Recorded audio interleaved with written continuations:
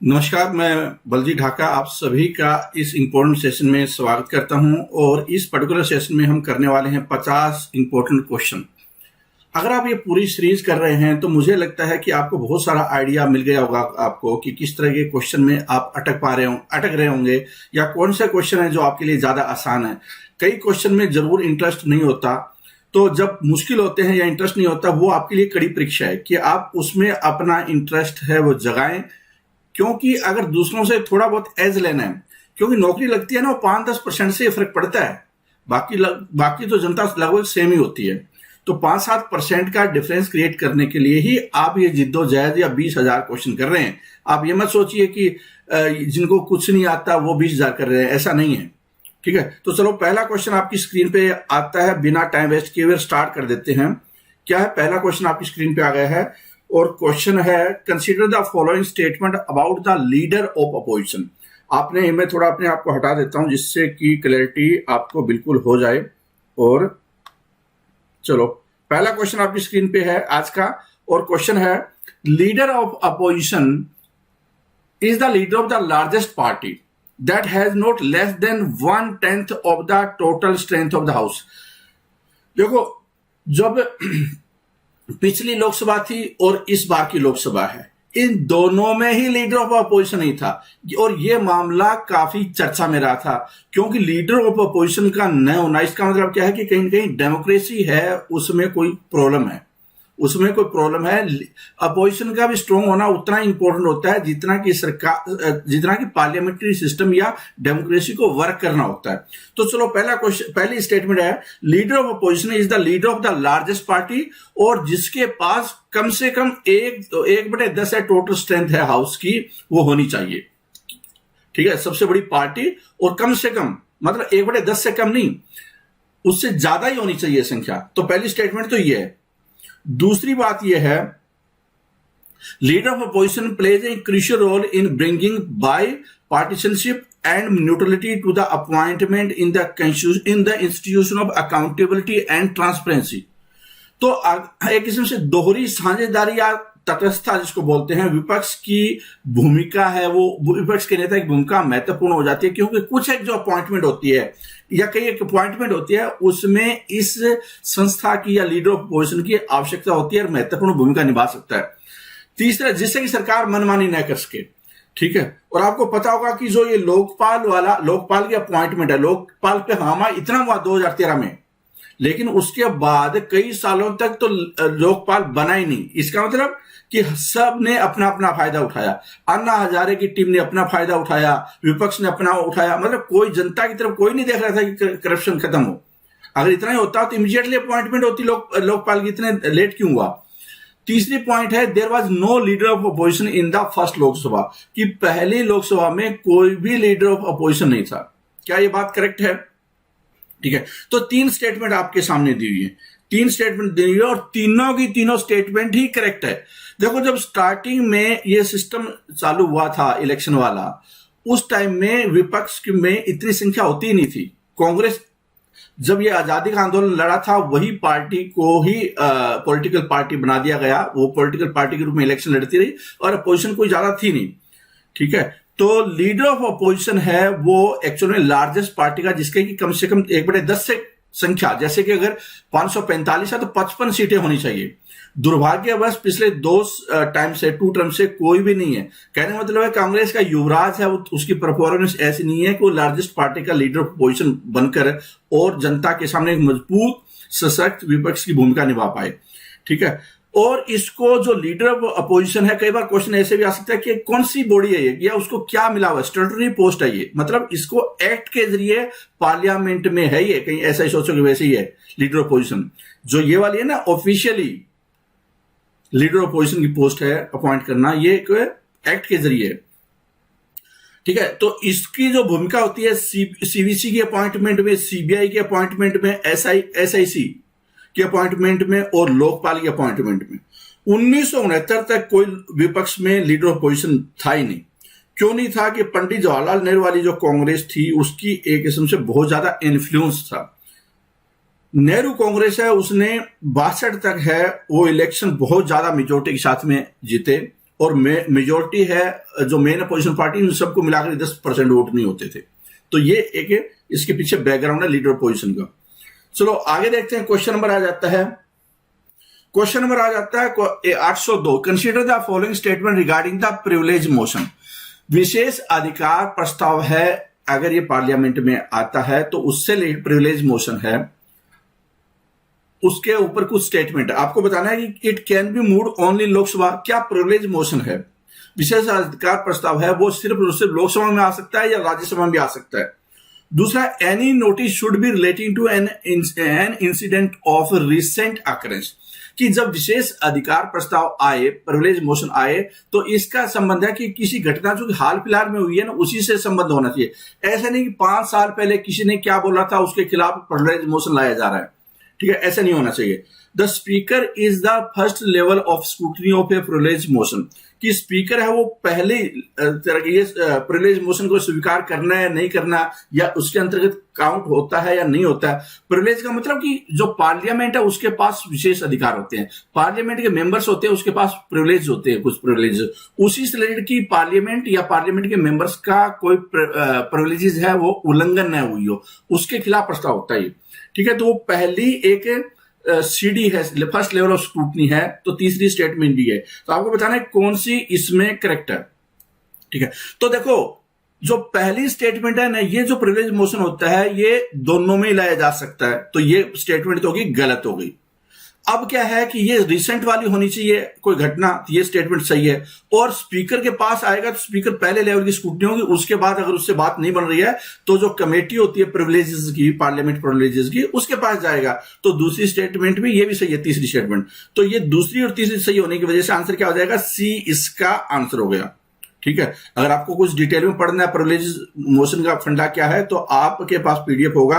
अगर किसी ने ये कोर्स ज्वाइन नहीं किया तो ज्वाइन जरूर कर ले, बहुत ज्यादा इंपॉर्टेंट होने वाले हैं, क्योंकि ये वाले जो क्वेश्चन है, इतनी संख्या में क्वेश्चन है, सारे सब्जेक्ट के क्वेश्चन है, वो आपको कहीं पे भी नहीं मिलेंगे, ठीक है।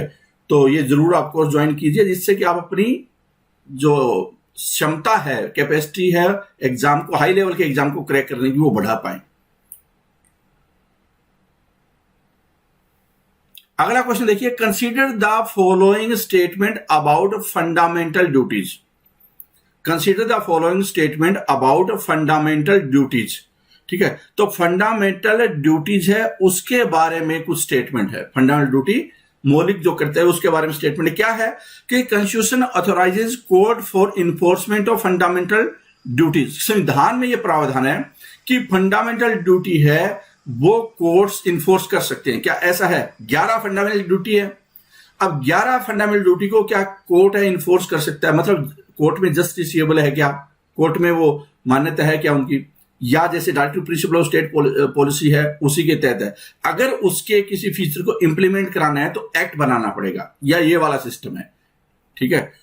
तो दूसरी स्टेटमेंट है, while some fundamental duties are applicable to Indian citizen, few are applicable to foreigner. क्या ऐसा है कि फंडामेंटल ड्यूटी है वो ये नहीं है कि सारी की सारी इंडियन सिटीजन के लिए, कुछ इंडियन के बाहर उनके लिए भी है, ठीक है। तो क्या दोनों स्टेटमेंट, और क्वेश्चन में क्या पूछा ये भी देख लेना। क्वेश्चन में यहां पे पूछा हुआ है कि कौन सी इनकरेक्ट है, तो कई स्टूडेंट तो इसमें कंफ्यूजन आ सकती है, इनकरेक्ट क्या है, इनकरेक्ट पूछा इसमें। तो देखो ये भी है कि फंडामेंटल ड्यूटी तो देखो इंडियन के लिए है, तो ये स्टेटमेंट तो इनकरेक्ट हो गई, मैं काटा मार देता हूं। और ये क्या है कि फंडामेंटल राइट्स होते हैं ना, वो इन्फोर्सेबल होते हैं, कोर्ट में जस्टिसेबल होते हैं। फंडामेंटल जो directive principle of state policy और फंडामेंटल ड्यूटी दोनों नॉन जस्टिसेबल है। अगर इसको करना है किसी फीचर को, तो इसके लिए अलग से पार्लियामेंट में एक्ट बनता है। जैसे झंडे के लिए अलग एक्ट बना हुआ है, ओनर के लिए, नेशनल ओनर के लिए अलग एक्ट बना हुआ है, उसी तरह से, ठीक है। तो ये भी स्टेटमेंट इसका मतलब गलत है। तो दोनों ही स्टेटमेंट गलत है। इसका आंसर क्या हो जाएगा? सी, दोनों ही गलत है, सी इसका आंसर हो जाएगा, ठीक है। चलो आगे देखते हैं, आगे देखते हैं। Organizing the All India Whip Conference is one of the important function assigned to the whip का जिक्र आया था, जो पीछे क्वेश्चन किए थे हमने पिछले सेशन में, उसमें एक जिक्र आया था कि विप जारी कर सकती है पॉलिटिकल पार्टियां। मध्य प्रदेश में लोग विधानसभाओं में बहुमत साबित करना है किसी को, दोनों अपनी अपनी पार्टियों ने विप जारी किए, ठीक है, इस तरह से बातें आती है। कोई भूमि सुधार से रिलेटेड बिल पास हो रहा है पार्लियामेंट में, सभी पार्टियों ने अपने को बिल जारी वो विप जारी किया, तो ऐसी बातें आती है। तो जो विप होते हैं, organising all India whip conference, whip होता है कि जो एक पार्टी का, एक किस्म से आप बोल सकते हैं जैसे पुराने जमाने में शादी के लिए एक नाई जाकर और चावल देकर आता था, ऐसे होता था सिस्टम। आजकल कार्ड का सिस्टम चल पड़ा है, लेकिन पहले होता था कि बंदा जाता था और वो सभी को इनवाइट करता था। तो ऐसे के विप है, सभी को बताता है भैया आपको ये वोट डालना है, ये वोट डालना है। तो विप जो जारी करेगा उसको बोलते हैं, वो उस पार्टी का चीफ विप है, ठीक है। उसके साथ में असिस्टेंट भी होते हैं। तो ये इनकी कॉन्फ्रेंस होती है। उसके लिए किसका इंपॉर्टेंट टास्क है, वो कौन ऑर्गेनाइज करता है? तो इसका राइट आंसर है ministry of parliament affairs. Right answer क्या है? Ministry of parliament affairs, B इसका आंसर होगा, ठीक है। और ये पार्लियामेंट के बिजनेस रूल्स है, उसके मुताबिक है, ये थोड़ा लिखा हुआ है, आप इसको भी जरूर देखें कि allocation of business parliament affair ministry के पास में क्या क्या है। आगे देखिए, article 371 of the constitution provide special status to which of the following state. समाधान, ये आर्टिकल जो संविधान है उसमें कुछ एक स्पेशल प्रोविजन है, जैसे कि आर्टिकल 370 जम्मू कश्मीर से रिलेटेड होता था, जिसको कि कुछ पोर्शन को इन्वोक किया गया है, तो रिवोक किया गया है। तो आप देखिए कि कौन सा आर्टिकल, कौन सा स्टेट है जहां पे कि 371A में पड़ता है वो। तो इसका राइट आंसर क्या है? अब ये मत सोचिए कि जम्मू कश्मीर को स्पेशल स्टेटस, बहुत सारे राज्यों को है किसी न किसी कारणवश, ठीक है। तो इसका राइट आंसर क्या है? बी इसका राइट आंसर, सॉरी सी इसका राइट आंसर है। इस पर्टिकुलर एक्ट में तो यही आता है, ठीक है। अगले क्वेश्चन पे आ जाते हैं। Parliament can make laws on the subject enumerated in the state list to give effect to international agreement, treaties and convention with. क्या दिया इसमें कि parliament can make laws on the subject, जो स्टेट लिस्ट में, राज्य की सूची में जो सब्जेक्ट है उस पर पार्लियामेंट कानून बना सकता है। राज्य की सूची में जो सब्जेक्ट राज्यों को बनाना चाहिए, लेकिन किस हालात में पार्लियामेंट बना सकता है? यहां पर लिखा हुआ है to give effect to international agreement, treaties and convention with. तो क्या इसके लिए कंसेंट ऑफ द स्टेट्स का होना जरूरी है, consent of the majority of state का होना जरूरी है, या फिर सभी स्टेट का होना जरूरी है, या जिस राज्य में हो रहा हो कोई अगर स्पेसिफिक है तो उसका होना जरूरी है क्या, या without the consent of any state, कि पार्लियामेंट बिना किसी राज्यों की अनुमति के, कंसेंट के बना सकती है, ठीक है। तो इसका राइट आंसर क्या होगा? इसका राइट आंसर है कि बिना अनुमति के बना सकती है, स्टेट का कोई रोल नहीं है इसमें। तो डी इसका आंसर हो जाएगा, ठीक है।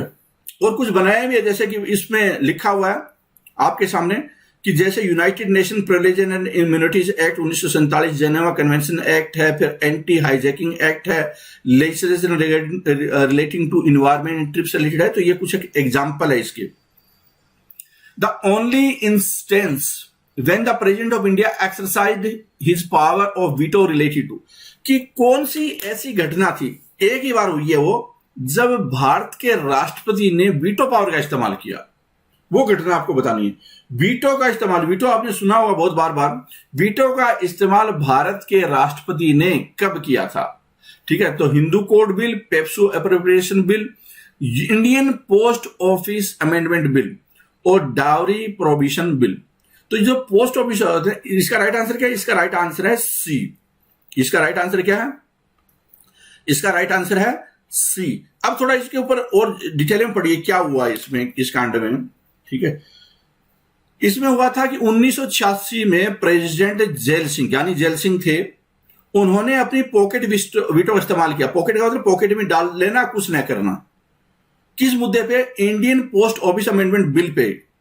और ये क्या है कि राजीव गांधी सरकार थी, वहां ने, उन्होंने आनन फानन में इसको पास करते हुए, जिसमें कि फ्रीडम ऑफ प्रेस पे कुछ ना कुछ, हालांकि विपक्ष भी इसमें शामिल थी, लेकिन फिर भी क्या है कि जब ये विपक्ष भी पास हो गया, पक्ष भी ने भी पास कर दिया, तो जब शोर मचाना, मीडिया ने शोर मचाया कि हमारे अधिकार जा रहे हैं, हमारे अधिकार जा रहे हैं, तो फिर क्या है कि इस पे जो राष्ट्रपति है वो मतलब बहुत ज्यादा क्रिटिसिज्म होने लगा। तो राष्ट्रपति ने क्या, इसको अपने ठंडे बस्ते में डाल लिया। पॉकेट वीटो का मतलब ठंडे बस्ते में डाल लेना। आफ्टर 3 years 1989 में क्या होता है कि जब सरकार भी चेंज हो जाती है, इस दौरान, उस टाइम में प्रधानमंत्री और राष्ट्रपति थे उस टाइम में, ज्ञानी जैल सिंह के बाद में आर वेंकट रमन, उन्होंने ये बिल वापस रिकंसिडरेशन के लिए पार्लियामेंट में भेजा, जो कि नेशनल फ्रंट गवर्नमेंट थी उस टाइम में, नेशनल फ्रंट की गवर्नमेंट थी, वीपी सिंह वाली गवर्नमेंट थी। उन्होंने क्या है कि उस बिल को ड्रॉप कर दिया। ठीक है, मतलब कुछ नहीं किया। अगले क्वेश्चन पे आ जाते हैं। The chief minister of state in India is not eligible to vote in the presidential election. बहुत ही इंटरेस्टिंग सा क्वेश्चन है, आपके क्षमता का टेस्ट है कि लॉजिकल थिंकिंग क्या है। रट्टे, कुछ बच्चों के रट्टे बहुत अच्छे होते हैं, क्या वो रट्टे वाले बच्चे हैं, वो सोच भी सकते हैं क्या ठीक ठाक। चीफ मिनिस्टर ऑफ स्टेट, एक राज्य का मुख्यमंत्री, किस हालात में वो प्रेसिडेंट का इलेक्शन में वोट नहीं डालेगा, एलिजिबल नहीं है। अगर वो कैंडिडेट खुद है तो क्या ये बात ठीक है, क्या वो खुद, क्या इसका मतलब खुद कैंडिडेट वोट डाल सकता है क्या, पहली स्टेटमेंट से तो ये पता चल रहा है। दूसरा क्या, he is yet to prove his majority on the floor of the house, lower house of the state legislature, कि उसको अभी गवर्नर ने अपॉइंट किया था और उसको बहुमत सिद्ध करना था, बहुमत सिद्ध करना था। इसलिए क्योंकि उसको बहुमत सिद्ध करना, मुख्यमंत्री तो एक्चुअल में क्या है, वो टेम्परेरी टाइप ही है, कार्यवाहक मुख्यमंत्री है, तो वो इसलिए वोट नहीं डाल सकता। दूसरी स्टेटमेंट ये है। तीसरी है, he is a member of the upper house of the state legislature. Upper house का, स्टेट लेजिस्लेचर के अपर हाउस मतलब लेजिस्लेटिव काउंसिल का मेंबर है। और चौथा है वो केयर टेकर चीफ मिनिस्टर, जिसमें कि दूसरे में भी थोड़ी सी हिंट दे दिया था मैंने। तो क्या वो केयर टेकर चीफ मिनिस्टर है? केयर टेकर ये भी हो सकता है ना कि वहां पे मतलब लोकसभा ये अभी एक किस्म से उसने बहुमत खो दिया और अब कोई किसी और को बनाना, गवर्नर को बुलाना है, इस तरह की हालात हो गई है। ठीक है, तो बताइए कि कौन सी इसमें स्टेटमेंट है वो करेक्ट है। तो इसका राइट आंसर क्या है, सी होगा। इसका राइट आंसर क्या होगा, सी होगा। क्यों होगा सी? सी इसलिए होगा वो कि एमएलए वोट डाल सकते हैं, तो ये तो एमएलए थोड़ी है, तो एमएलसी हो जाएगा। इसमें सदस्य होगा तो एमएलए नहीं एमएलसी हो जाएगा। एमएलसी वोट नहीं डाल सकते। वोट कौन डाल सकता है राष्ट्रपति के इलेक्शन में? कि elected member of Lok Sabha and elected member of Rajya Sabha and elected member of legislative assembly. कौन नहीं डाल सकता? नॉमिनेटेड मेंबर्स ऑफ पार्लियामेंट और ये जो लेजिस्लेटिव काउंसिल वाले बंदे नहीं डाल सकते, क्योंकि उसमें सारे राज्यों में नहीं है।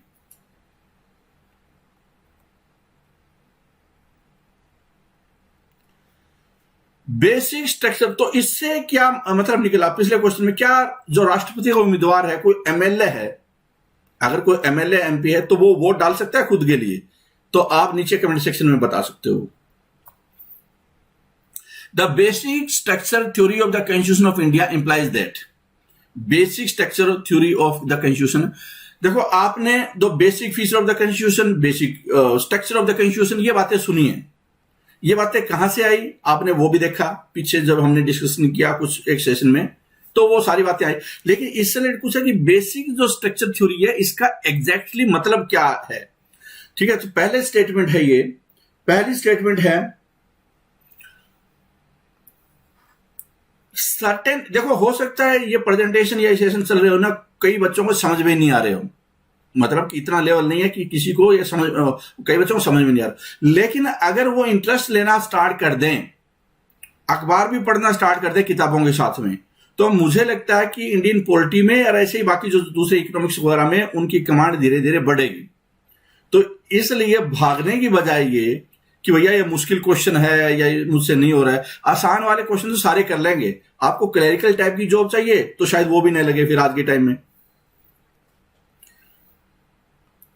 द बेसिक स्ट्रक्चर, अच्छा क्या है, certain feature of the constitution are so essential to it that they can not be abrogated, कि कुछ एक फीचर ऐसे हैं जिनको कि हटाया नहीं जा सकता। पहला तो आ गया ये आपके सामने, पहला तो मतलब इसका ये, क्या ये बात सही है क्या? दूसरी बात, fundamental rights can not be abridged और टेकन अवे, कि फंडामेंटल राइट है उसको वापस नहीं ले सकते, कैन नॉट बी अब्राइज्ड, संक्षिप्त नहीं कर सकते या चेंज नहीं कर सकते, उसको टेकन नहीं कर सकते। दूसरा है, तीसरा है, constitution can not be amended accept in the accordance with the provision prescribed in article 368, कि संविधान को अमेंडमेंट नहीं किया जा सकता, 368 के तहत ही अमेंडमेंट हो सकती है।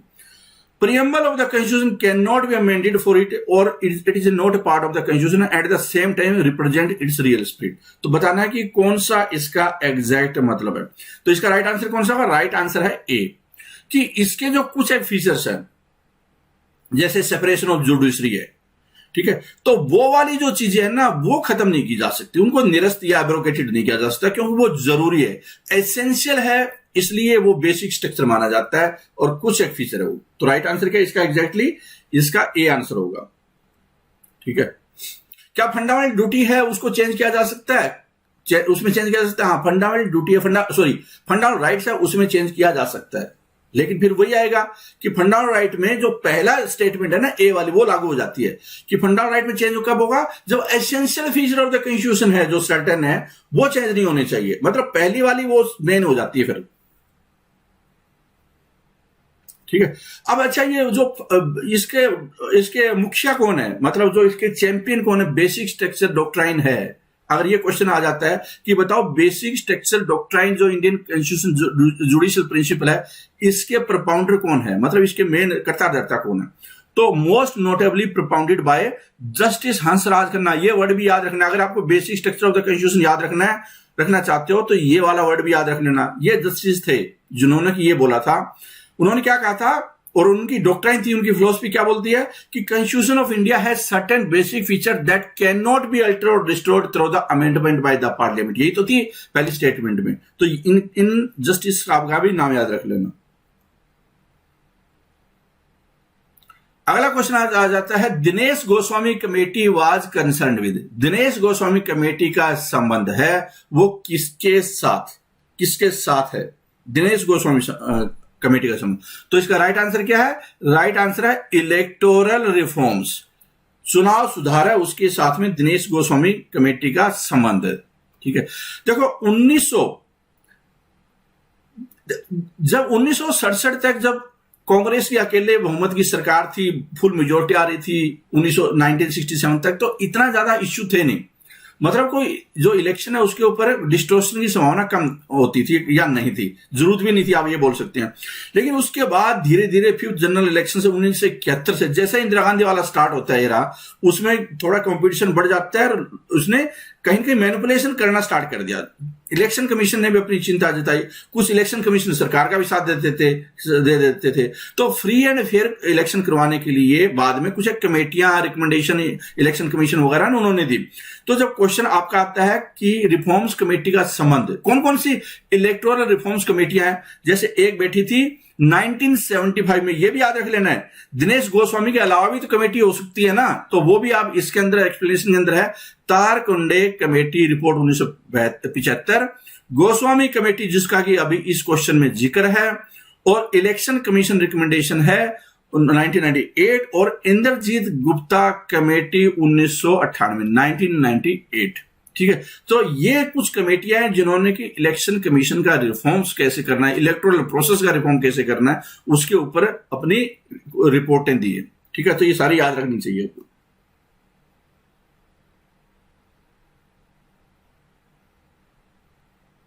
Which one of the following is in the concurrent list in the Constitution of India? आपको ये बताना है, ठीक है, आपको ये बताना है कि विच one of the following is ना कंकरेंट लिस्ट में। कंकरेंट लिस्ट कौन सी होती है? समवर्ती सूची वाली, जिसका केंद्र और राज्य दोनों में। तो निम्नलिखित में से कंकरेंट लिस्ट में कौन है? कंकरेंट लिस्ट में कौन है? तो इसका राइट आंसर बताइए क्या होगा? इसका राइट आंसर है population control and family planning. Population control and family planning वो क्या है? वो कंकरेंट लिस्ट में दोनों उस पर बना सकते हैं। ठीक है, और इसके अलावा जो public health and sanitation, hospital वाले, हॉस्पिटल और कोरोना और इस तरह की बीमारियों के कौन करता है कि इतने डॉक्टर होंगे, इस पे इतना होगा, तो ये स्टेट लिस्ट में आता है। इसके अलावा कैपिटेशन फी, टैक्सेस है और ट्रेजर ट्रो है, ये सारे स्टेट लिस्ट के मुद्दे हैं। ठीक है, CAG of India can be removed from the office only in the like manner and on the like ground.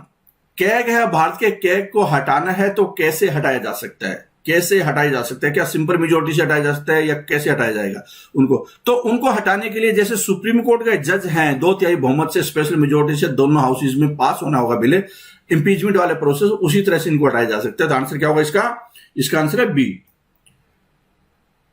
अगला क्वेश्चन है कि विच one of the following comes under the jurisdiction of both the high court and the supreme court. Supreme court और high court दोनों के अंतर्गत क्या आता है? सुप्रीम कोर्ट और हाई कोर्ट दोनों के अंतर्गत क्या आता है? Dispute between central and state, क्या सेंटर और स्टेट के बीच में डिस्प्यूट होगा तो क्या हाई कोर्ट में जाया जा सकता है? क्वेश्चन तो आपके सामने है ये। फिर डिस्प्यूट बिटवीन स्टेट्स इंटर से, मतलब आपस में राज्यों का, जैसे हरियाणा पंजाब का है या हरियाणा राजस्थान का है या दो चार हरियाणा पंजाब राजस्थान जम्मू कश्मीर आपस में भिड़ गए हैं, ठीक है, तो इनके डिस्प्यूट हो गए तो किसके पास जाएंगे। फिर अब protection of the fundamental right, अगर फंडामेंटल राइट को प्रोटेक्ट करना है। तीसरा है protection against the violation of the constitution. तो आपको बताना है कि दोनों के जुडिक्शन में कौन आता है, तो इसका राइट आंसर क्या होगा, फंडामेंटल राइट है तो उसके तहत आर्टिकल 32 है और 226 है। आर्टिकल हाई कोर्ट के लिए 226 है, उसके तहत ये प्रोविजन है कि दोनों में जा सकता है और कोई नहीं है इसमें, ठीक है। अगला क्वेश्चन देखिए, freedom of press in India. Freedom of press है इन इंडिया, वो क्या है, is specifically provided in article 19(1) of the constitution. क्या ये स्पेशल प्रोवाइड किया गया है आर्टिकल 19(1) संविधान में, जिसमें लिखा है फ्रीडम ऑफ प्रेस, क्या ऐसा है। दूसरा, is implied in the wider freedom of expression guaranteed bye 19(1)(a) of the constitution, कि ऐसे नहीं प्रोवाइड किया हुआ लेकिन वो इंप्लाइड है, ब्रॉडर टर्म में उसको लिखा हुआ है, इसका इंटरप्रिटेशन है फ्रीडम ऑफ प्रेस, मतलब ऐसा कोई लिखा हुआ नहीं है freedom of press fundamental right है, लेकिन क्या सुप्रीम कोर्ट का इंटरप्रिटेशन और एज सच 19(1)(a) में वो इनर उसका वो इंप्लाइड है, आप बोल सकते हैं कि ब्रॉडर पर्सपेक्टिव में उसका मतलब ये है। Is guaranteed under the provision of the article 361(a) of the constitution या emanates from the operation of the rule of law in the country. तो इसका राइट आंसर क्या है, इसका राइट आंसर है वो है बी। इसका जिक्र पहले भी आया था डिफरेंट फॉर्म में। तो देखिए, जो सुप्रीम कोर्ट है उसने कुछ एक फ्रीडम ऑफ एक्सप्रेशन है उसकी व्याख्या की है, और वो कौन से अंदर आता है, 19(1)(a) में right to freedom of speech and expression है, उसके तहत ही इसकी डेफिनेशन है कि right to propagate one's view as well as views of other, अपने व्यू दूसरों के व्यू को आगे बढ़ाना, ये आपका फंडामेंटल राइट है। लेकिन इसका इंटरप्रिटेशन किया है कि ये जो है ना, ये वर्ड, इसमें ये चीजें शामिल है। दूसरा, फ्रीडम ऑफ एक्सप्रेशन जिसकी बात हो रही है, फ्रीडम ऑफ कॉमर्शियल एडवर्टाइजमेंट, आप एडवर्टाइजमेंट दे सकते हैं, आ सकते हैं, बहुत इंपॉर्टेंट क्वेश्चन है कि फ्रीडम ऑफ कॉमर्शियल एडवर्टाइजमेंट है, किसके तहत आएगा, कौन, क्या फंडामेंटल राइट है, एडवर्टाइजिंग देना फंडामेंटल राइट है क्या। तीसरा है right against tapping of telephone conversation, right to telecast that is government has no monopoly on electronic media, ठीक है। तो ये सारी फ्रीडम ऑफ प्रेस से रिलेटेड है, वो एक्चुअल में वो एक्सप्लिसिट नहीं है, वो इम्प्लिसिट है, मतलब इसके अंदर ही है, ठीक है। समझ में आई होगी मैं क्या बोल रहा हूं, इंटरप्रिटेशन है ये। Consider the following statement, article 341 of the constitution provide certain privileges and concession to the members of schedule caste. Schedule article 341 का संबंध है ना कि शेड्यूल कास्ट के मेंबर्स के लिए कुछ प्रिविलेजेस और कंसेशन है संविधान में, क्या ये बोला जाता है। दूसरा है president alone is vested with the power to include और exclude any inter the schedule caste. Schedule caste की लिस्ट है, कौन कौन सी जाति है शेड्यूल कास्ट की लिस्ट में आएगी, प्रेसिडेंट के पास ये पावर है, ठीक है। तो क्या ये बात ठीक है, किसको इंक्लूड करना है किसको बाहर करना है। तीसरा है there is a provision for the reservation of schedule caste both in Lok Sabha and Rajya Sabha. क्या लोग एससी की रिजर्वेशन जो सीटें होती है, एससी सीटें लोकसभा राज्यसभा, क्या दोनों में है, क्या दोनों में है, ठीक है। तो ये आपके सामने क्वेश्चन है, तो बताओ क्या है इसका राइट आंसर। तो इसका राइट आंसर है वो है, देखो पूछा इनकरेक्ट पूछा है, पहली बात तो ये देख लीजिए पूछा क्या है, ये गलत पूछा। तो पहली तो स्टेटमेंट ये गलत है क्योंकि लोकसभा में रिजर्वेशन, राज्यसभा में कोई रिजर्वेशन नहीं होती, वो proportional representation, single transferable vote और इनडायरेक्ट इलेक्शन वाला होता है, तो उसमें कोई गुंजाइश नहीं होती, ठीक है। एक तो ये हो गया, ये गलत हो गया। फिर ये क्या है, प्रेसिडेंट है उसके पास पावर, पहली बार लिस्ट थी ना वो प्रेसिडेंट को जारी करनी थी, उसके बाद पार्लियामेंट किसी लिस्ट में अमेंडमेंट कर सकती है, लिस्ट को कम कर सकती है, ज्यादा बढ़ा सकती है, मतलब कास्ट इंक्लूड करना पार्लियामेंट का काम है। तो ये स्टेटमेंट भी गलत हो गई, ये स्टेटमेंट, ये ठीक है, ये ठीक है कि आर्टिकल 341 जहां पे एससी को स्पेशल कुछ कंसेशन है। तो आंसर क्या हुआ इसका, सी आंसर हो जाएगा क्योंकि ये दोनों दूसरी तीसरी गलत है। आगे देख लेते हैं, सारी जिक्र भी आपके पीडीएफ में है। Among the four pairs given below, which one consists of a correct combination of dignitaries who became vice president after having held diplomatic posts like ambassador and high commissioner. Question क्या है कि वो या तो राजदूत थे या उच्चायुक्त थे, मतलब कि एम्बेसडर या हाई कमिश्नर कहीं की बड़ी पोस्ट पे थे और उसके बाद वो वाइस प्रेसिडेंट बने। ये कॉम्बिनेशन कौन सा है? कॉम्बिनेशन कौन सा है? चार पेयर्स दिए हुए हैं, आपको बताना कौन सा कॉम्बिनेशन ये है कि वो उपराष्ट्रपति बने और पहले क्या थे? भारत के कहीं के एम्बेसडर या कमिश्नर थे। तो इसका राइट आंसर क्या होगा? इसका राइट आंसर है डॉक्टर एस राधाकृष्णन और वीवी गिरी। डॉक्टर एस राधाकृष्णन और वीवी गिरी ये वो थे। ठीक है, अगर आप चाहें तो पूरी स्टेटमेंट पढ़ भी सकते हैं कि 1952 में 1949 से लेकर 52 तक है जो डॉक्टर एस राधाकृष्णन है वो एम्बेसडर थे सोवियत यूनियन। क्वेश्चन भी आ सकता है कि राष्ट्रपति उपराष्ट्रपति बनने से पहले डॉक्टर एस राधाकृष्णन क्या थे? तो वो क्या थे? इंडियन एम्बेसडर थे रशिया के, सोवियत यूनियन जो आजकल रशिया बोलते हैं इसको। ठीक है, भारत में आ गए थे 1952 में, उसके बाद वाइस प्रेसिडेंट बन गए थे 1962 तक रहे और बाद में वो प्रेसिडेंट बन गए थे डॉक्टर राजेंद्र प्रसाद के बाद में। ठीक है, और पहले हुआ था first president of independent India Radhakrishnan retired from the politics 5 years later। कौन थे पहले प्रेसिडेंट? वो तो राजेंद्र प्रसाद थे, उसकी बात हो रही है। 1947 से लेकर 1951 तक जो गिरी साहब हैं वो क्या है? इंडिया के फर्स्ट कमिश्नर, हाई कमिश्नर थे। सिलोन पहले श्रीलंका को बोलते थे, ये भी आपके क्वेश्चन आ सकते हैं। और बाद में क्या है कि वो तीसरे वाइस प्रेसिडेंट इलेक्ट किया गया था 1967 में और 2 साल तक वो रहे थे अप्रोक्सीमेटली। और उसके बाद Giri was the first vice president to not complete his full term in the office on the account of being elevated to the office of president. वो प्रेसिडेंट बन गए इसलिए वाइस प्रेसिडेंट का पूरा कार्यकाल नहीं हुआ। तो ये भी आप याद रख सकते हैं। और थर्ड वाइस प्रेसिडेंट थे वो की third vice president to be elected to the presidency. राष्ट्रपति में चुने गए वो राष्ट्रपति के पद पे तीसरे होते। तो बहुत सारी इंफॉर्मेशन, बहुत सारे क्वेश्चन यहीं से आ सकते हैं, बहुत सारे क्वेश्चन बन रहे हैं यहां पे।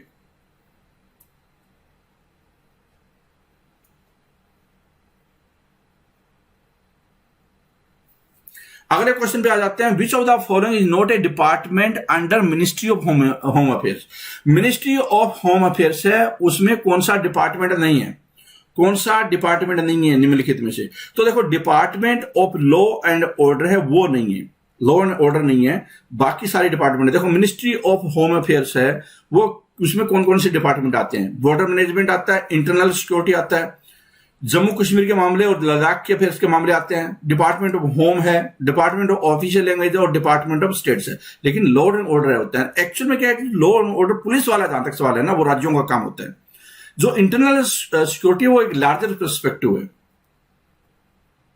विच one of the following is incorrect in respect of the local government in India. Local government मतलब स्थानीय शासन है, उससे रिलेटेड निम्नलिखित में स्टेटमेंट कौन सी गलत है?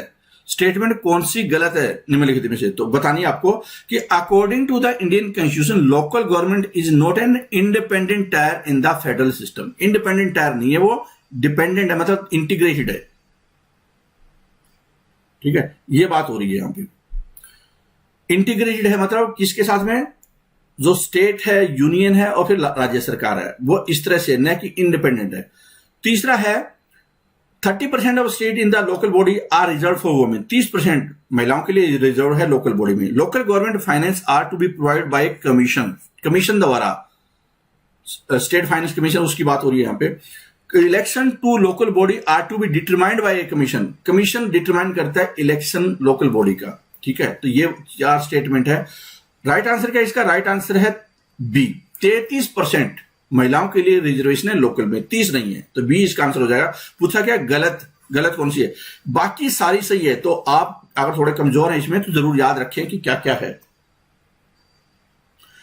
अगला देखिए, अच्छा इसमें साथ में कुछ एक्सप्लेन भी किया हुआ है कि ये 73rd अमेंडमेंट हुआ था, उसमें क्या क्या है, और बाकी सारी चीजें दी भी है। जैसे 33% हो गया, 30% नहीं है। तो और क्या है? रिजर्वेशन SC SC और ST तीनों लेवल पे, पंचायती राज पे और पंचायत लेवल पे और फिर ब्लॉक समिति पे और जिला परिषद पे, तीनों लेवल पे। ठीक है, डायरेक्ट इलेक्शन से होता है, 1/3 महिलाओं के लिए है, SC ST के लिए। तो ये सारी चीजें दी हुई है, एक बार आप जरूर पढ़ लें। ठीक है, अगले क्वेश्चन पे आ जाते हैं। Number of demands in the general budget for civil expenditure कितना है? ठीक है, बहुत ही कई बार एग्जाम में ये क्वेश्चन आया है कि जनरल बजट होता है, उसमें सिविल एक्सपेंडिचर 2 टाइप के होते हैं, डिफेंस वाला होता है और सिविल एक्सपेंडिचर होता है।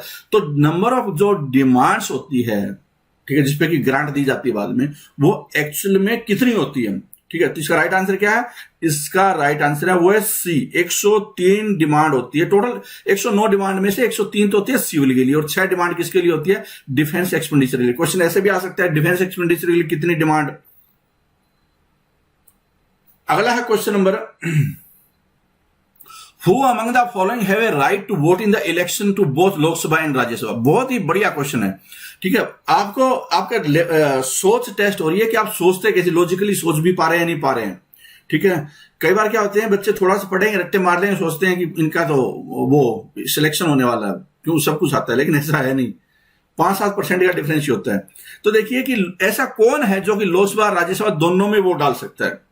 उस शख्स को पकड़ना है आपको। 4 ऑप्शन है, उस बंदे का नाम क्या है, मतलब उस पोस्ट का नाम क्या है जो लोकसभा के वोट भी डाल सकता है और राज्यसभा की डाल सकता है। तो पहले तो अपनी तरफ देखिए कि क्या आप डाल सकते हो राज्यसभा के वोट। ठीक है, कौन डाल सकता है आपके अड़ोस पड़ोस में, उस पर पकड़ो। तो इसका राइट आंसर क्या होगा? राइट आंसर देखो, एक नागरिक है जिसकी 18 साल की उम्र है, वोटिंग लिस्ट में नाम है, वोट डाल सकता है लोकसभा के लिए, एमपी के लिए। लेकिन जो एमएलए है वो नागरिक भी होता है, तो वो लोकसभा के लिए भी वोट डाल सकता है। और एमएलए क्या होता है, वो जो काउंसिल ऑफ स्टेट मतलब राज्यसभा, उसके लिए भी वोट डाल देता है, डाल सकता है। तो इसका क्या आंसर होगा? इसका आंसर हो जाएगा D, elected member of lower house of the state legislature. State legislature का लोअर हाउस होता है विधानसभा जिसको बोलते हैं। ठीक है, तो डी इसका आंसर है। ठीक है, ये पूरी राम कहानी यहाँ पे दी भी है, अगर आपके पास पीडीएफ जरूर देखें, इसको पढ़ लेंगे बार पूरा, जिससे क्लैरिटी हो जाए कॉन्सेप्ट में। विच one of the following determines that the Indian constitution is a federal? निम्नलिखित में से क्या साफ साफ बोलता है या डिटरमाइन करता है कि भारत का संविधान है फेडरल है? देखो, फेडरल का कैरेक्टर का समझना बहुत सारे फीचर्स हो सकते हैं। ठीक है, जैसे रेलवे का चलना है, तो रेलवे क्या है, रेलवे का चलना फेडरल कैरेक्टर है में आता है या यूनिटरी में आता है। ऐसे ही डिफेंस का क्या है, तो मतलब बहुत सारी चीजें आप अंदाजा लगा सकते हैं। लेकिन यहां पे क्या है कि कंपैरेटिव चीज दी हुई है, उसमें बताना आपको इन 4 चीजें, उसी के इर्द गिर्द घूमना आपका दिमाग है। तो बताइए कि क्या है इसमें फेडरल कैरेक्टर। ठीक है, तो क्या है, बिल्कुल क्लियर है यहाँ पे कि पावर का डिस्ट्रीब्यूशन सेंटर और स्टेट्स में साफ साफ अगर लिस्ट में ये दिया हुआ है उसको करना है, ये उसको करना है, तो वो फेडरल कैरेक्टर बताता है। ठीक है, तो डी इसका आंसर हो जाएगा। अगला क्वेश्चन है कि which article of the Indian constitution deals with the suability of the state of India. ठीक है, सू का करना मतलब केस करना, सेंट्रल गवर्नमेंट के खिलाफ या राज्य सरकार के खिलाफ कोर्ट में पहुंचना, कोर्ट में केस कर देना। ठीक है, मतलब उसको वादी बनाना, जैसे लिखा हुआ ना वाद बनाना, वादी का मतलब कि उसको एक पार्टी बना देना। तो वो किस आर्टिकल के तहत है कि आप सरकार को ही अपना वो एक पार्टी बना रहे हो, तो सरकार को ही एक पार्टी बना रहे हो। क्वेश्चन ये है केस लड़ने के लिए। तो इसका राइट आंसर क्या है? डी इसका। आर्टिकल 330 बोलता है कि सरकार को और अच्छा वो केंद्र सरकार और राज्य सरकार उसको वादी बनाया जा सकता है, सू किया जा सकता है, उसके खिलाफ केस किया जा सकता है। ठीक है, अगले क्वेश्चन पे आ जाते हैं। क्वेश्चन नंबर आ जाता है 800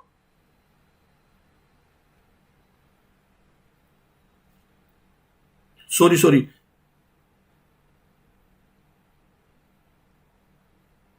830 है ये। यहां पे क्या है कि सॉरी 300, आर्टिकल नंबर 300 है ये। थोड़ा आप चेक भी कर लेना, एक बार आप चेक कर लेना, आर्टिकल नंबर 300 है ये।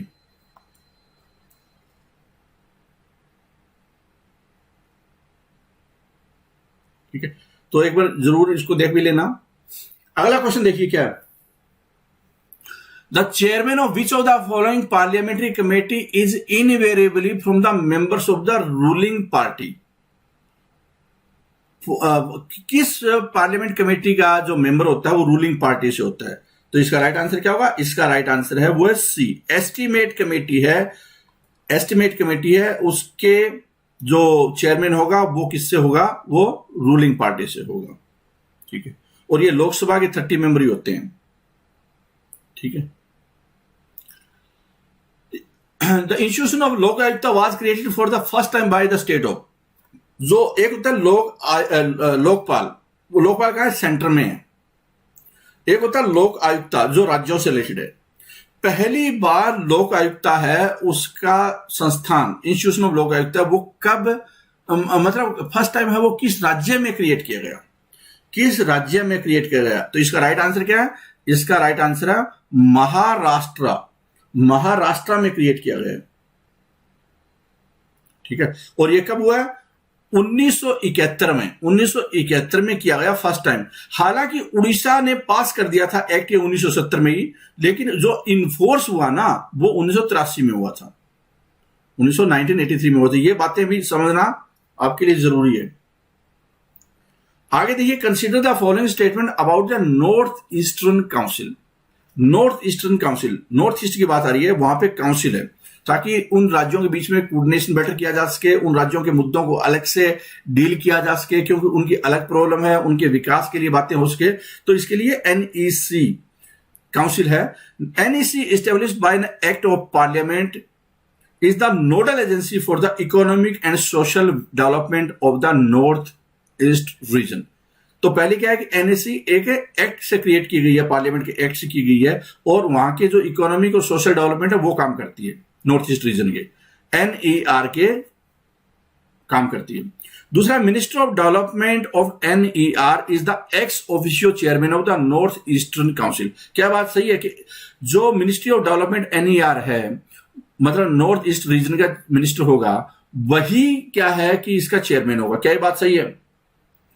क्या ये बात सही है? दूसरी स्टेटमेंट, तीसरी statement, initially Sikkim was not part of the north eastern council and was added to the council in the year 2002। ये सिक्किम पहले हिस्सा नहीं था इसका, 2002 में इसको ऐड किया गया था इस काउंसिल में।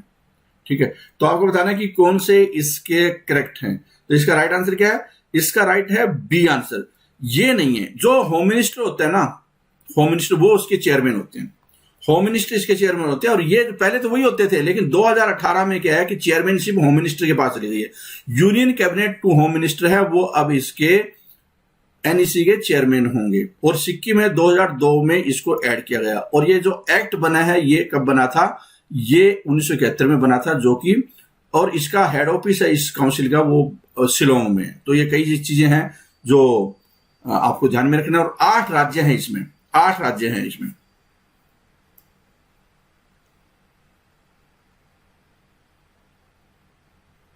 सवर्ण Singh committee considered the question of.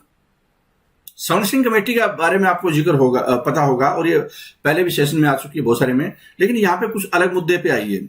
सवर्ण सिंह कमेटी है वो फंडामेंटल ड्यूटी वाले की बात हो रही है। पहले तो मैं आपको ये बता देता हूं, कहीं आप कोई और मुद्दे पे पकड़ न बना ले। ठीक है, तो क्या है इसका? Consider the question of more autonomy to Punjab on the model of Jammu and Kashmir, the suitability of the present form of the government for India, precedence of the directive principle over fundamental right, कि directive principle को ज्यादा तवज्जो देना fundamental right के ऊपर, administrative reform. तो इसने कौन से मुद्दे पे, कौन से क्वेश्चन को कंसीडर किया? मतलब उसने बोला कि हाँ ये ठीक बात है, तो बताइए कौन सा? कंसीडर द क्वेश्चन ऑफ, मतलब उस पर काफी ज्यादा डिस्कस किया, आप ये बोल सकते हैं, न कि अपनी रिकमेंडेशन दी, उस पर डिस्कस किया। उस टाइम में काफी ज्यादा चल रहा था, इंदिरा गांधी बहुत ज्यादा पावरफुल थी और वो चाहती थी कि मतलब लोग काबू में नहीं रहे, सारी पावर अगर मतलब ऐसे शख्स के आस हो और जुडिशरी उसमें इंटरफेयर न करे, कोई प्रेसिडेंट ने इंटरफेयर करे, तो ऐसी चीजें चल रही थी। तो इसका राइट आंसर क्या है? बी इसका राइट आंसर है। Suitability of the presidential form of government for India. और उसमें क्या था कि जैसे अमेरिका का राष्ट्रपति है ना आज के टाइम में डोनाल्ड ट्रंप, उससे ज्यादा पावर भारत के राष्ट्रपति के पास होनी चाहिए, और prime ministerial form of government है जो पार्लियामेंट, वो ठीक नहीं है। इस क्वेश्चन के ऊपर उसने अपनी उस मुद्दे को भी कंसीडर किया था। मतलब बहुत ही खतरनाक है, आप बोल सकते हैं। ठीक है, तो आप पूरे इसको पढ़िए, बहुत ही इंटरेस्टिंग है इस मुद्दे का। अगला क्वेश्चन है, विच one of the following is incorrect in respect of parliamentary control over the budget. Parliament का बजट के ऊपर कंट्रोल है, उससे संबंधित कोई स्टेटमेंट निम्नलिखित में से गलत है। बताना कौन सी है वो गलत, कि पार्लियामेंट का कंट्रोल होता है बजट पे, कौन सी स्टेटमेंट है वो करेक्ट नहीं है। पार्लियामेंट हैज नो से in the preparation of the budget, कि बजट को बनाने में पार्लियामेंट का कोई रोल नहीं है, बजट को पास कराने में ये क्वेश्चन स्टेटमेंट ये बोल रही है। Parliament has the power to increase expenditure charge on the consolidated fund. Expenditure charge मतलब राष्ट्रपति की सैलरी, ये वो बढ़ाना पार्लियामेंट का काम है। ठीक है, तो दूसरी स्टेटमेंट ये है, आपको बतानी है इनकरेक्ट।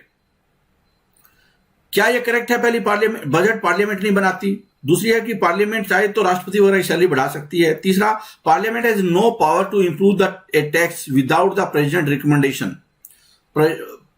पार्लियामेंट के पास कोई पावर नहीं है टैक्स लगाने की बिना प्रेसिडेंट के रिकमेंडेशन के। और चौथी स्टेटमेंट है कि parliament has no power to increase a tax without the president recommendation. मतलब प्रेसिडेंट की रिकमेंडेशन से बजट पार्लियामेंट में पेश होता है और टैक्स है ना, वो बढ़ाया नहीं जा सकता, कम किया जा सकता है या उसको खत्म किया जा सकता है। तो ये चौथी स्टेटमेंट फिर गलत हो जाती है। मतलब इंक्रीज ऑफ टैक्स नहीं है, डिक्रीज ऑफ टैक्स या टैक्स को खत्म करना हो सकता है। ठीक है, बजट पार्लियामेंट की अनुमति है, बजट पार्लियामेंट नहीं बनाती, वो बनाने के लिए फाइनेंस मिनिस्ट्री है। ठीक है, तो बाकी तो तीनों सही है, ये गलत है चौथी स्टेटमेंट। डी इसका आंसर हो जाएगा।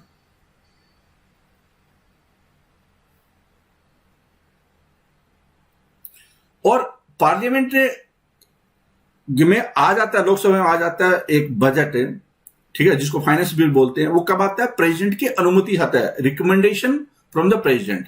तो जब प्रेसिडेंट की रिकमेंडेशन नहीं होगी तो आप टैक्स नहीं लगा सकते। मतलब पार्लियामेंट टैक्स कब लगाएगी? जब प्रेसिडेंट की रिकमेंडेशन से बजट आ रहा है। इसका इंटरप्रिटेशन ये है इसी स्टेटमेंट की।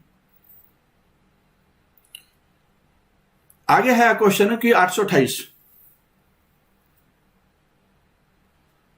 Which one of the following states of India does not have a legislative council so far, even though the Constitution Act 1956 provides for it? मतलब इस संविधान में इस पे संविधान में है कि आपकी होनी चाहिए या है, लेकिन वो उस राज्य की है नहीं। तो वो कौन सा राज्य है जिसमें कि लेजिस्लेटिव काउंसिल नहीं है? समझिए इस क्वेश्चन को पूरा कि लेजिस्लेटिव काउंसिल वाला कौन सा राज्य है जिसमें कि उन्होंने अभी तक गठित नहीं की। तो राइट आंसर क्या है? मध्य प्रदेश। राइट आंसर क्या है? Madhya Pradesh. In the interim government formed in 1946 the vice president of the executive council. वहां पे क्या है कि जो वाइस राय है उनकी एग्जीक्यूटिव काउंसिल के वाइस प्रेसिडेंट, जिन्होंने as a de facto prime minister का काम किया था। आपको ये बताना है कि वाइस प्रेसिडेंट कौन थे। उन इंटरिम गवर्नमेंट जो 1946 में बनी थी, सरकार, अंतरिम सरकार जिसको बोलते हैं, तो वाइस प्रेसिडेंट कौन थे? इसका राइट आंसर है जवाहरलाल नेहरू। जवाहरलाल नेहरू है वो थे जो डी फैक्टो प्राइम मिनिस्टर के रूप में काम किया था इन्होंने।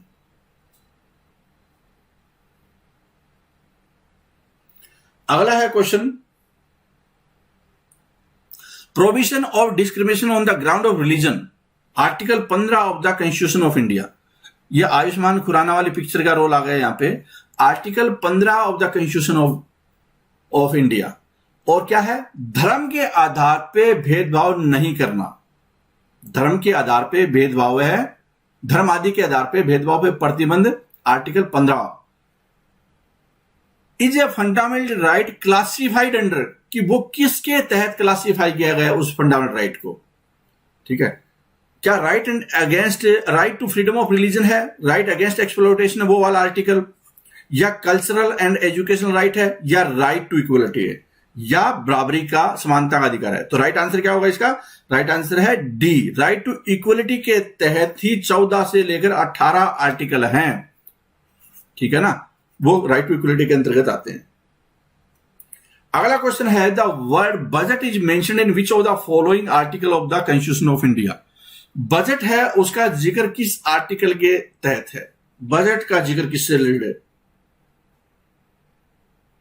ठीक है, तो इसका राइट आंसर क्या हो जाएगा? डी इसका राइट आंसर हो जाएगा। डी इसका राइट आंसर हो जाएगा, नन। ठीक है,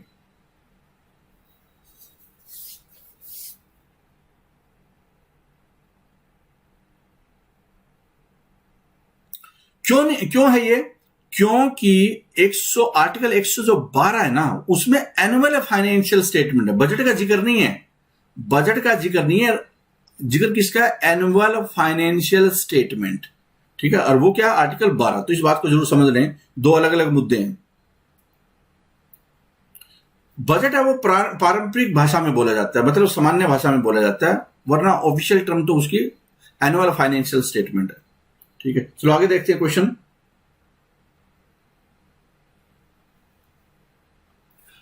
condition of the service of member of all India services are determined bye.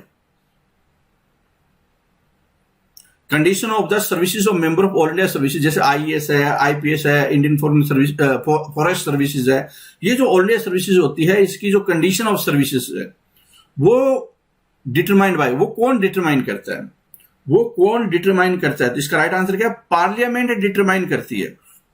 Parliament, union public service commission तो एग्जाम लेती है, ठीक है, तो पार्लियामेंट ऑफ इंडिया है ये पूरा। और ऑल इंडिया सर्विसेज एक्ट है ना 1951, ऑल इंडिया सर्विसेज एक्ट 1951, वो ऑथराइज करता है, पार्लियामेंट ऑथराइज करता है क्या? सेंट्रल गवर्नमेंट को, जो समय समय पे स्टेट गवर्नमेंट के साथ में इसको रेगुलेट कर सके, रिक्रूटमेंट प्रोसेस को और सर्विस कंडीशन को, ठीक है। तो ये पावर कहां से आती है? पार्लियामेंट का जो एक्ट है 1951 से आती है।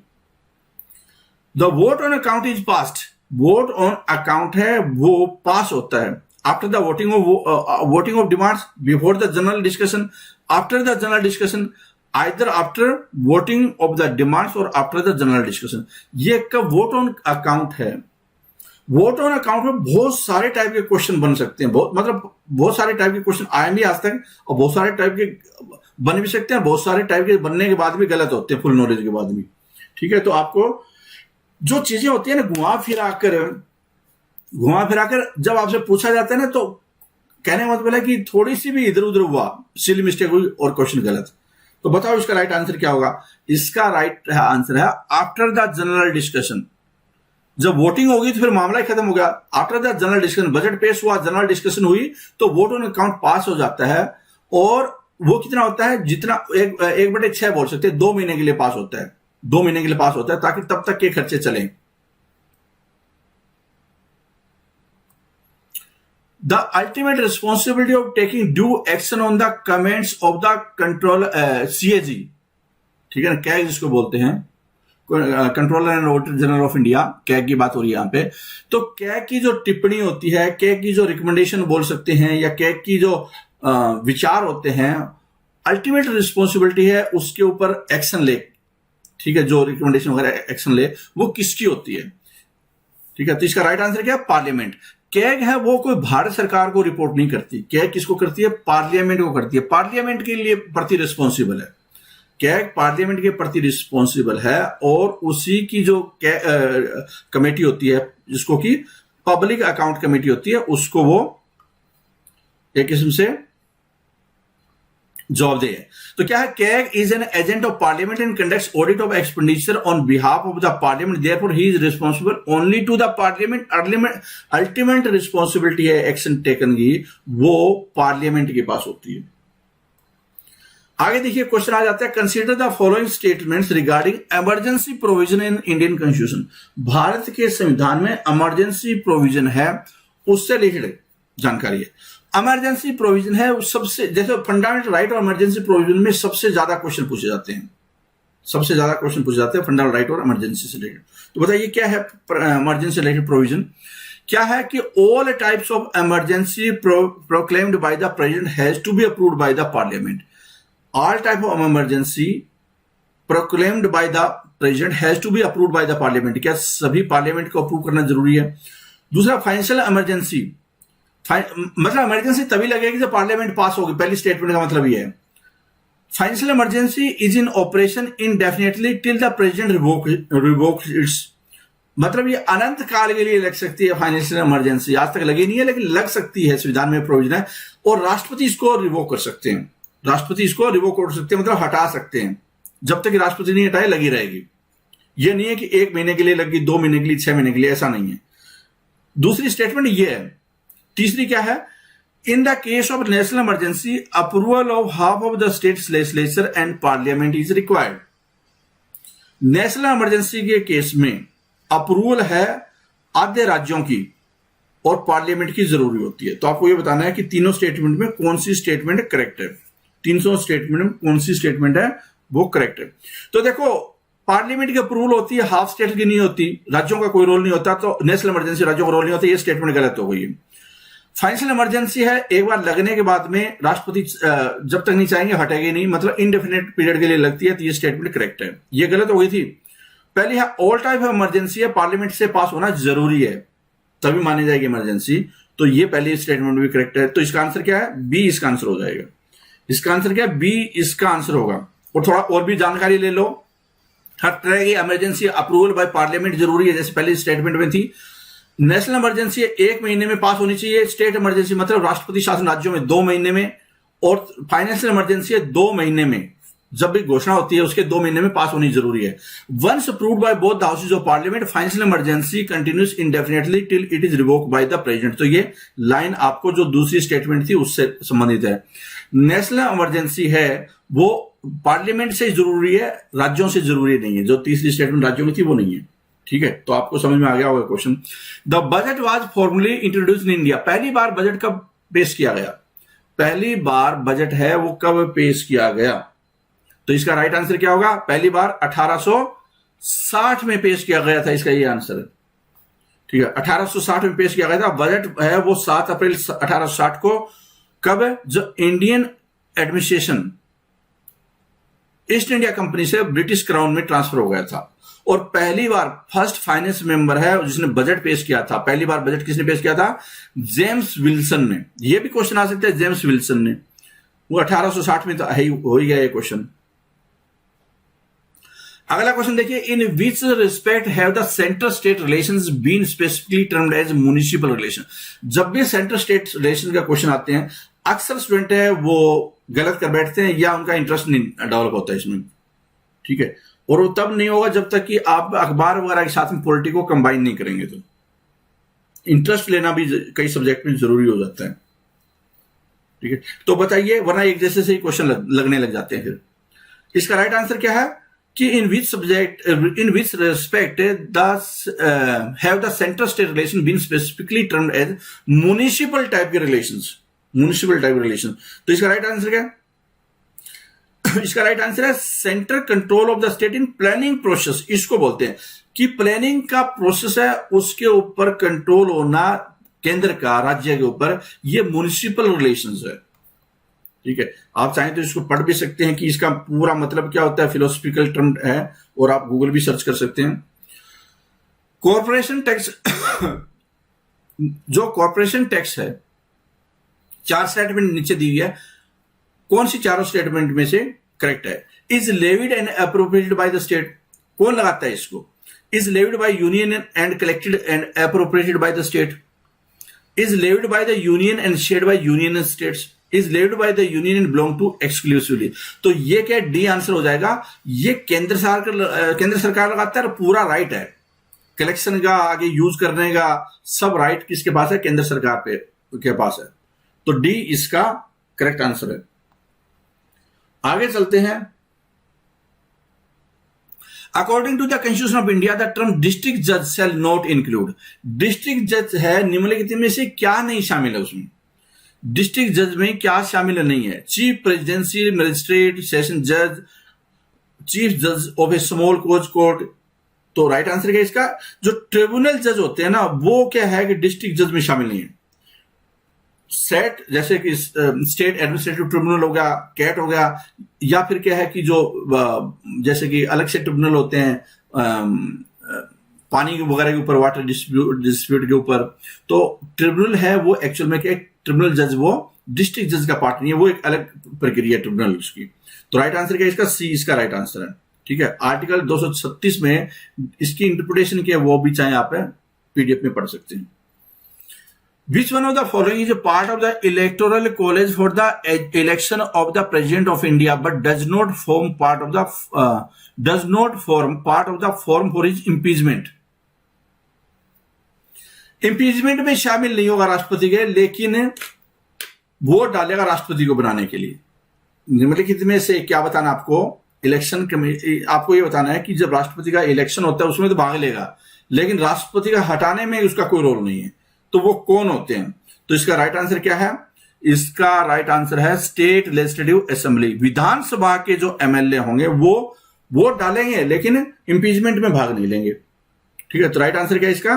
राइट आंसर है इसका D.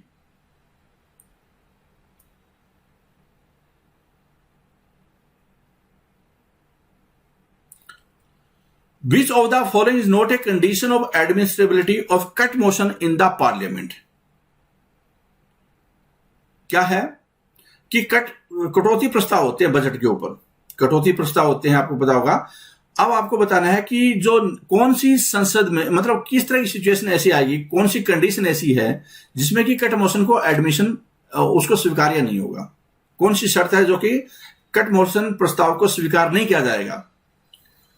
It should not make suggestion for the amendment of existing law, कि कट मोशन इस बात के लिए लाया जाए कि जो एग्जिस्टिंग लॉ है उसमें परिवर्तन करने का प्रावधान हो, सुझाव। क्या ऐसा है कट मोशन इसलिए लाया जाए कि जीएसटी के रूल ही चेंज कर दो, लॉ ही चेंज कर दो जीएसटी का, या और कोई लॉ चेंज करना है।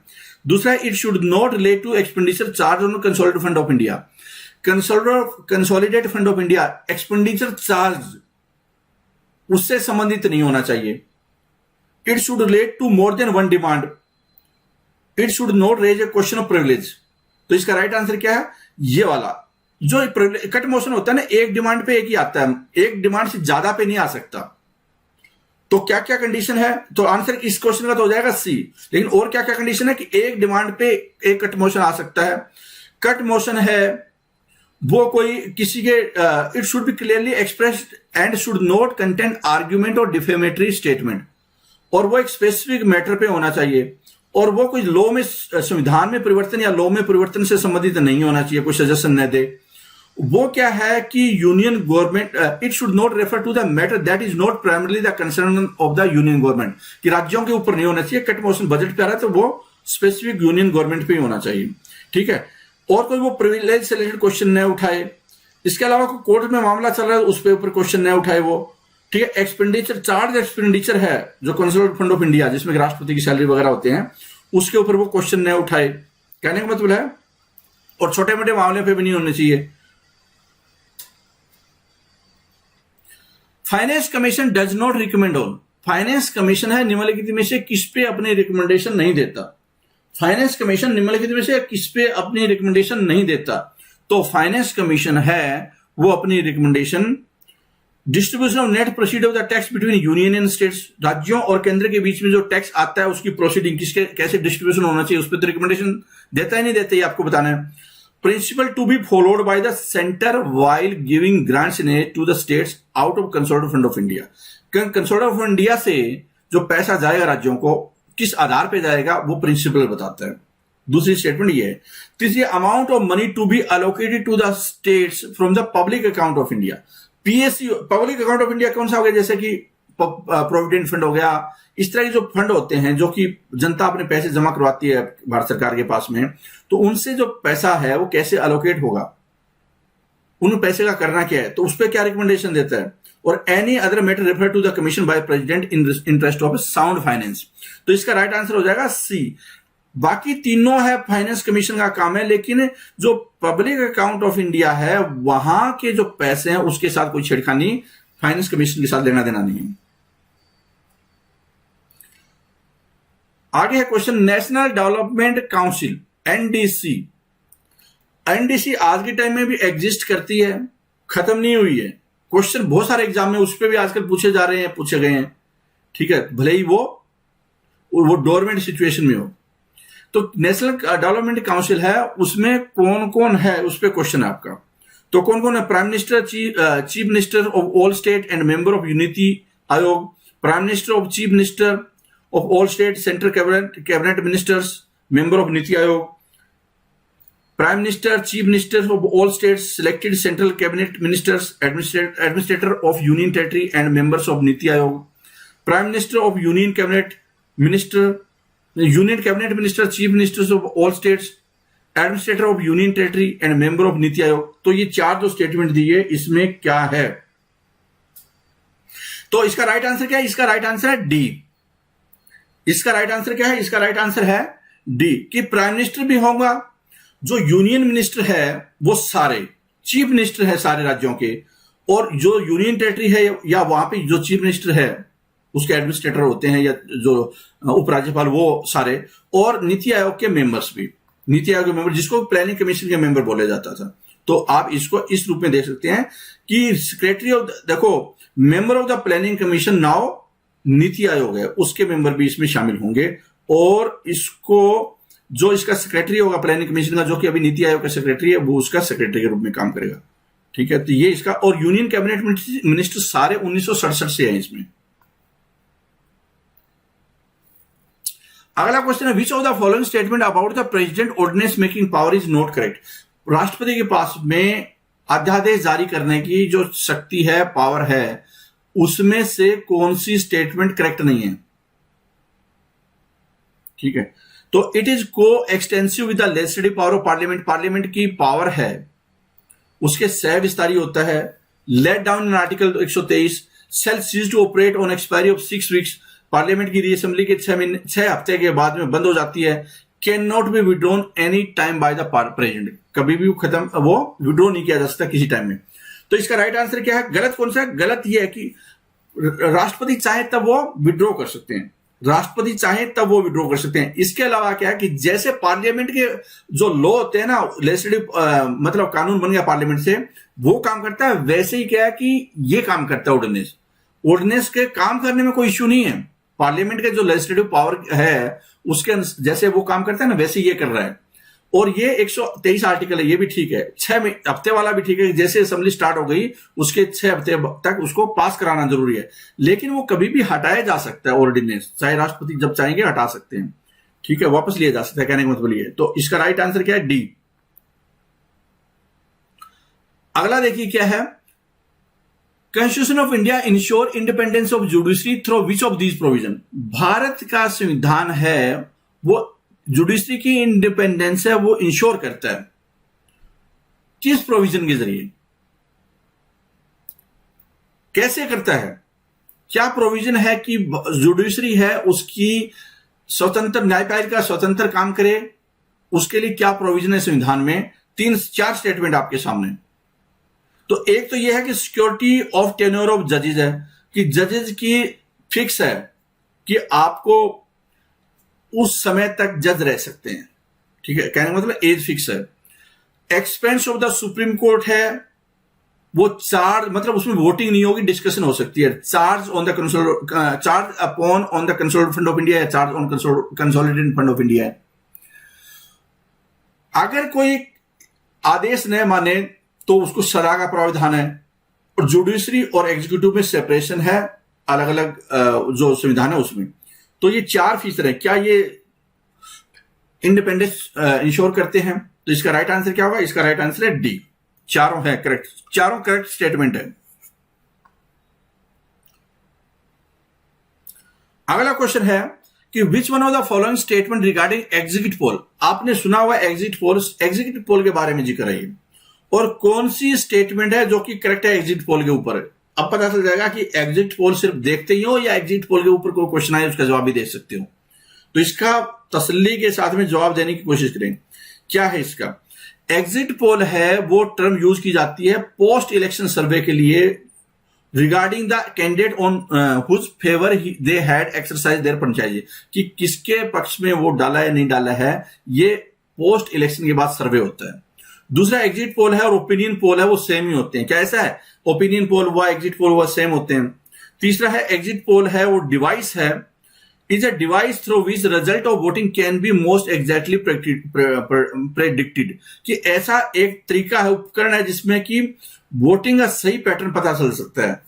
और एग्जिट पोल का मतलब यह है, exit poll is an administrative device made recently by the chief election commissioner to prevent mis impersonation, मतलब कि कोई गड़बड़ न हो जाए, इसलिए उसको रोकने के लिए कोई मतलब सदम न करे, या इसको बोल सकते हैं आप धोखाधड़ी न करे, इसको रोकने के लिए चीफ इलेक्शन कमिश्नर है उसने एक एडमिनिस्ट्रेटिव डिवाइस है वो किया है। तो इसका राइट आंसर क्या होगा? इसका राइट आंसर है ए। ये एक टर्म है जो कि पोस्ट इलेक्शन हो जाता है। प्री इलेक्शन में क्या है कि ओपिनियन पोल होता है। जब एक बार वोटिंग पड़ जाती है तो जो ये एग्जिट पोल करवा रहे होते हैं, आमतौर पर मीडिया हाउसेज होते हैं ये, ठीक है, तो वो लोग कैंडिडेट के पास जाकर पूछते हैं भैया किसको वोट दिया था, इसके आधार पे अपना ये सर्वे पेश करते हैं। तो ये पोस्ट इलेक्शन सर्वे है। राइट आंसर क्या है इसका? ए।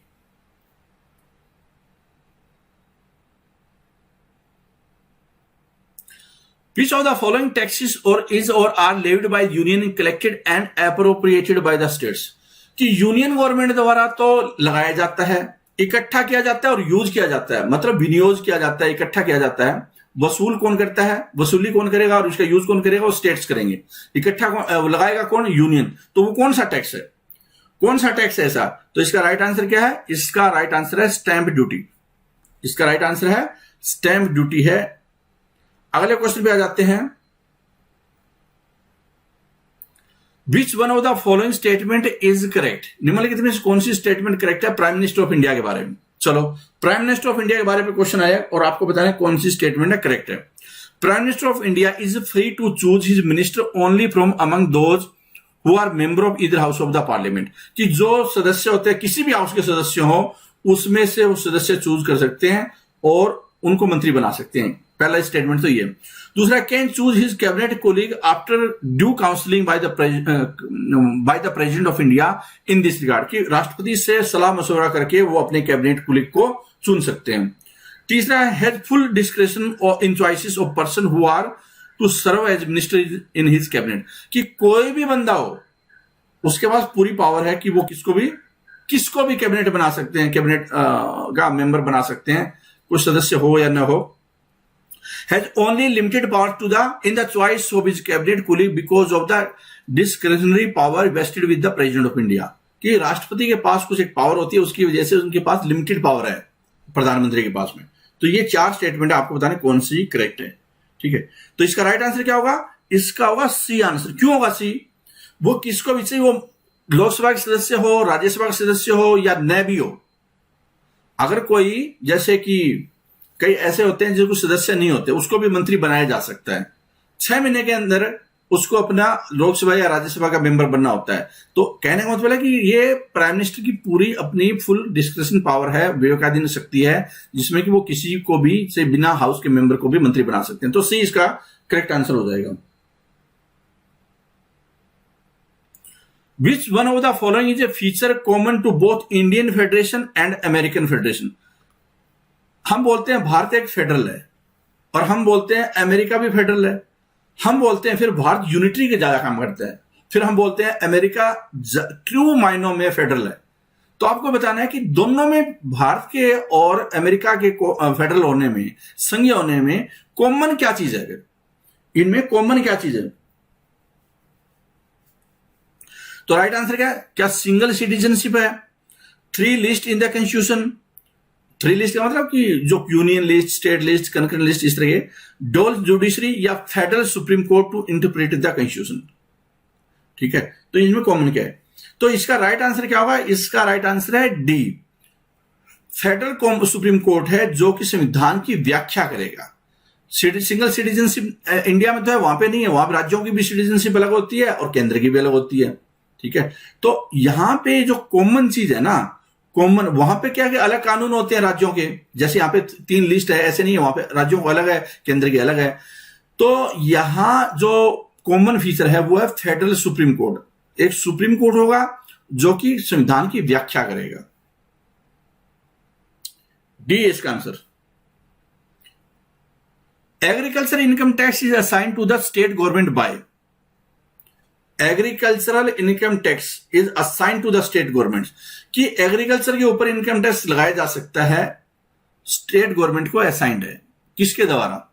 फाइनेंस कमीशन द्वारा, national development council, inter state council या कॉन्स्टिट्यूशन ऑफ इंडिया, या फिर कॉन्स्टिट्यूशन ऑफ इंडिया। तो भारत के संविधान में यह प्रोविजन है, देखिए क्या है कि 269 आर्टिकल है, वो क्या बोलता है कि taxes on income other than agriculture income shall be levied and collected by the government of India.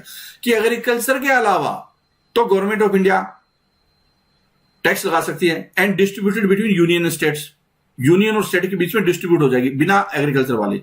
It is assigned under entry number 46 है, जो स्टेट लिस्ट है, उसमें स्टेट लिस्ट की जो एंट्री नंबर 46 है, उसमें 7th शेड्यूल में क्या लिखा हुआ है कि this gives power to the state government to impose agricultural income tax. ये स्टेट लिस्ट में है। ये क्या है? स्टेट लिस्ट में। तो आंसर क्या हो जाएगा इसका? इसका डी आंसर हो जाएगा। तो ये थे क्वेश्चन 50 और मैं उम्मीद करता हूं कि आप कमेंट सेक्शन में नीचे लिख सकते हो कि कितने आपके करेक्ट हुए। उन बच्चों की ज्यादा करेक्ट होगी जो सारी चीजों को समझने की कोशिश करेंगे, इंटरप्रिटेशन रखने की कोशिश करेंगे, बार बार रिवीजन करने की कोशिश करेंगे, उन्हीं क्वेश्चंस को बार बार करेंगे, टैली करेंगे, आप जहां से आपने पढ़ी है थ्योरेटिकल चीजें, अखबारों के साथ उसको रिलेट करेंगे।